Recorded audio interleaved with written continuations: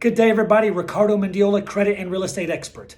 Today, I wanted to talk about how we remove negative accounts from our client's credit report.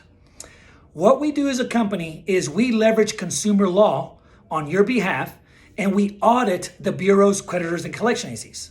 A lot of us don't know that there's federal laws in place to protect us from the Bureau's creditors and collection agencies. These laws state how long they could report something on your credit report. They state, the time frame that a collection agency could call you. They can't call you after a certain time frame. They can't call you before a certain time. There's laws that state everything. There's laws that state what they need to have, what kind of paperwork they need to have. They need to have the contract if they're going to report something on your credit report, the detailed billing history. There's a lot of information, out there that pertain to how the Bureau's creditors and collection agencies report stuff on your credit report. And what we do as a company is we audit them.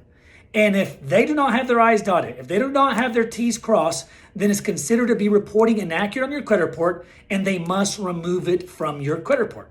There's even a law that states that when you dispute something on your credit report, how long they have to respond back. So that's what we're doing. We're disputing the negative accounts on your credit report to see if we find any inaccuracies. And just so you know, we've been in business for 15 years and we average a 50 to 80% deletion percentage. So when someone goes through our program, let's say they start off with 10 negative items on their credit report. When they finish our credit report, they typically only have 2 negative items left over, 3, 4, at most 5. So imagine that. Imagine if you go from 10 negative items and then we remove 50 to 80% of your negative items. What do you think would happen to your credit scores? Yes, they would increase.